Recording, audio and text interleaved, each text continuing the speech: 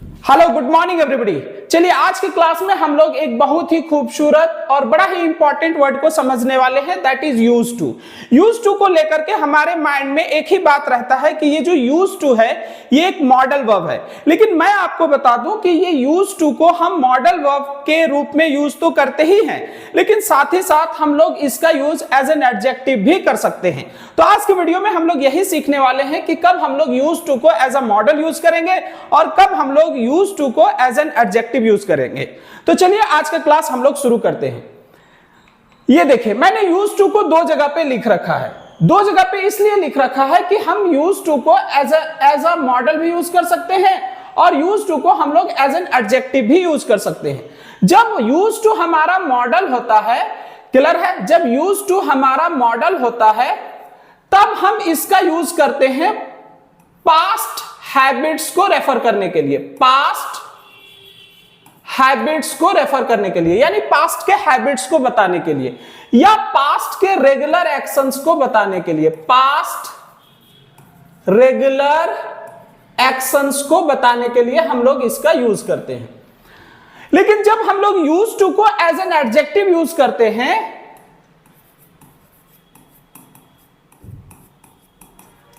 तब इसका मतलब हो जाता है accustom to, accustomed to, accustomed to. अब हमें कैसे पता चलेगा कि हम लोग जो यूज टू यूज कर रहे हैं वो मॉडल है या फिर एडजेक्टिव है?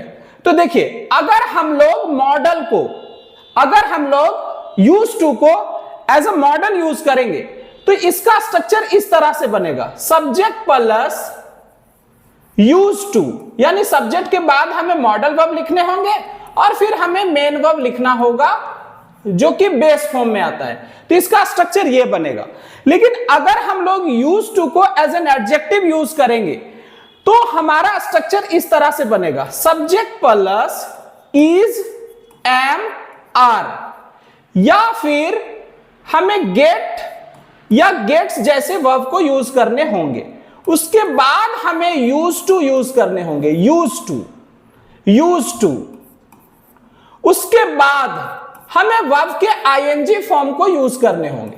अब यहां दो बातें हमें समझने हैं कि यहां पे ये यूज टू के बाद वर्ब का फर्स्ट फॉर्म यूज हुआ है और यहां पे यूज टू के बाद वर्ब का आईएनजी फॉर्म यूज हुआ है। ऐसा क्यों हो गया? तो देखिए हम लोग इस बात को थोड़ा सा डिटेल में समझते हैं, फिर हम लोग कुछ क्वेश्चंस की मदद से भी इस बात को और अच्छे से समझने की कोशिश करेंगे। सबसे पहले हम समझते हैं कि ये जो यूज टू है उसके पहले ये जो इजम आर है या गेट जैसे वर्ब आया है, ये आया कहां से? तो देखिए जब भी हम कोई एडजेक्टिव यूज करते हैं जैसे कि हैप्पी है या ऑनेस्ट है, हैप्पी है या ऑनेस्ट है या बिजी है, तो ये सारे एडजेक्टिव है। जब भी हम एडजेक्टिव को सेंटेंस में यूज करते हैं तो इसके पहले हमें बी की फॉर्म यूज करने पड़ते हैं।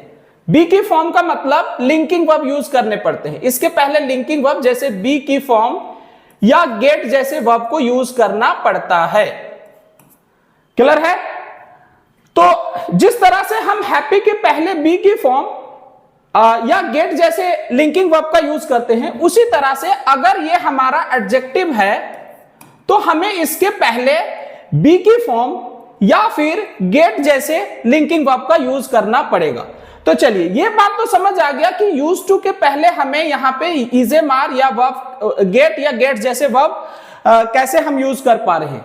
अब हमें यह समझना है कि ये टू के बाद वर्ब का आईएनजी फॉर्म कैसे आया। तो इस बात को मैं समझा देता हूं। होता क्या है कि जब हम यूज टू यूज करते हैं, use to as a modal, use to, तो ये कंप्लीट यूनिट होता है, ये एक कंप्लीट यूनिट होता है। यूज टू को जब हम एज अ मॉडल यूज करते हैं तो ये एक कंप्लीट यूनिट होता है। लेकिन जब हम यूज टू को एज एन एडजेक्टिव यूज करते हैं तो यहां पे होता क्या है कि ये जो यूज्ड है, यहां पे ये जो यूज्ड है ये वर्ब का थर्ड फॉर्म पास्ट पार्टिसिपल हो जाता है, पास्ट पार्टिसिपल, जो कि एक एडजेक्टिव का काम करता है। और ये जो टू है, ये जो टू है, ये टू प्रीपोजिशन हो जाता है, प्रीपोजिशन हो जाता है। अब हमें पता है कि कोई भी प्रीपोजिशन हम लिखते हैं, जैसे हमने लिखा फोर या लिखा बिफोर या हमने लिखा आफ्टर, कोई भी प्रीपोजिशन के बाद अगर हमें वर्ब को यूज करना होता है तो हम उसे जेरेंड फॉर्म यानी वर्ब के आईएनजी फॉर्म में यूज करते हैं। जैसे कि for learning English, learning, before coming, after meeting. तो इस तरह से हमें कोई भी प्रीपोजिशन के बाद वर्ब के आईएनजी फॉर्म यूज करने पड़ते हैं अगर वर्ब हो तो। क्लियर है? तो उसी तरह से ये हमारा प्रीपोजिशन हो जाता है। अगर ये प्रीपोजिशन हो जाता है तो इसके बाद जो भी हम वर्ब यूज करेंगे वो हमें आईएनजी फॉर्म में यूज करना पड़ेगा। चलिए अब इस बात को हम लोग जो समझे उसको क्वेश्चन की मदद से समझते हैं। सबसे पहले यूज टू के क्वेश्चंस को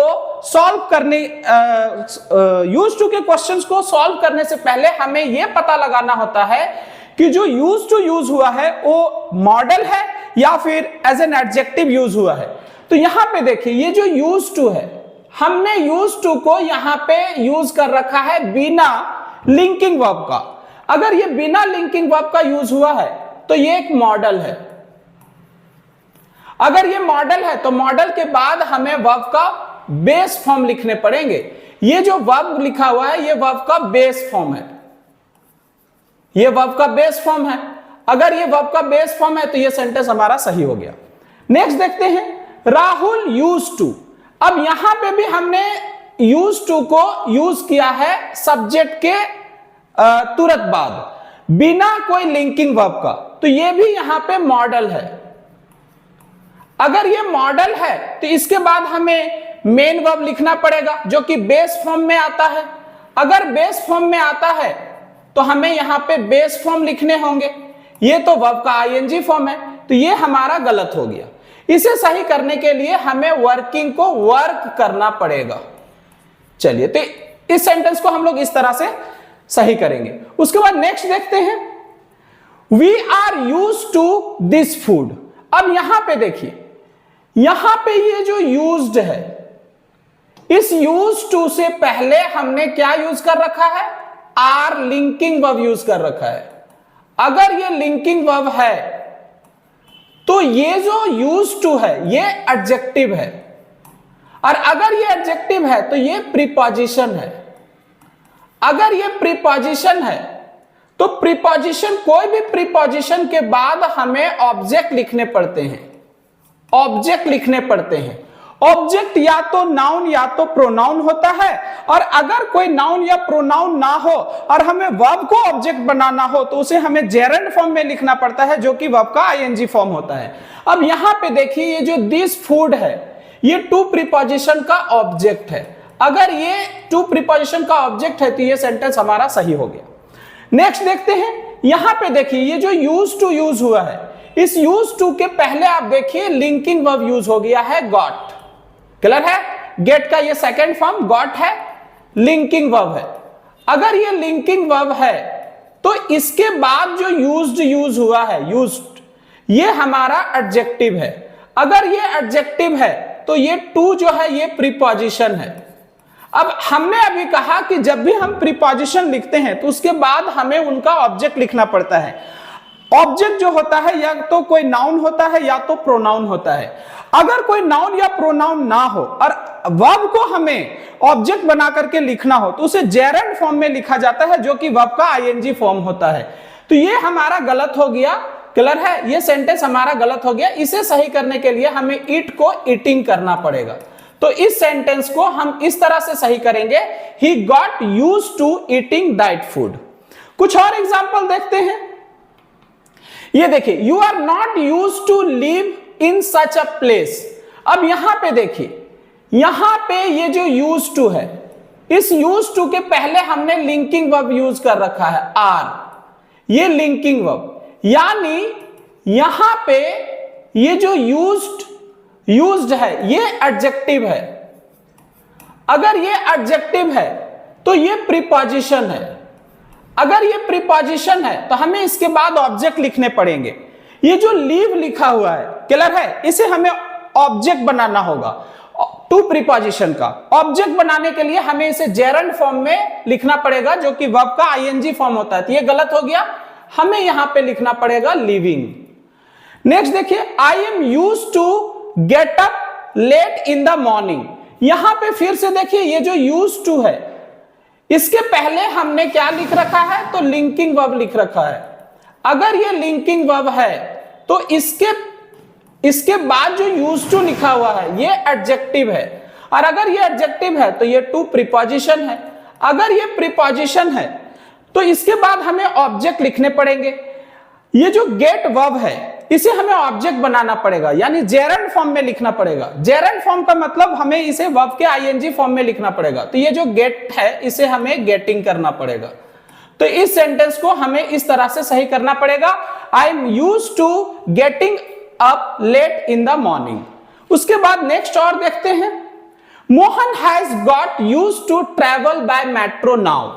यहां पे फिर से हमारा यूज्ड टू आ गया, और ये यूज्ड टू के पहले हमने फिर से लिंकिंग वर्ब लिख रखा। ये जो है ये लिंकिंग वर्ब है।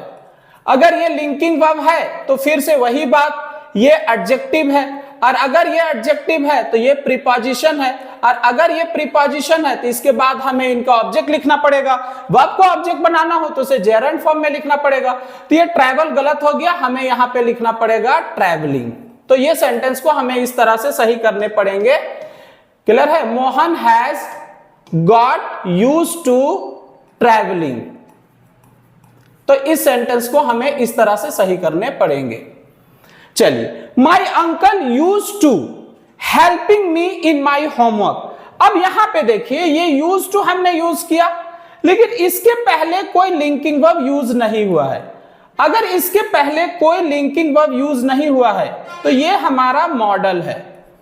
अब हमने पढ़ा कि जो मॉडल वर्ब्स होते हैं उसके बाद हमें मेन वर्ब लिखना पड़ता है, जो कि बेस फॉर्म में आता है। बेस फॉर्म, ये जो हेल्पिंग है ये हमारा वर्ब का आईएनजी फॉर्म है, इसे हमें बेस फॉर्म में चेंज करना पड़ेगा, और हमें यहां पे लिखना पड़ेगा हेल्प। तो इस सेंटेंस को हमें इस तरह से ठीक करने होंगे।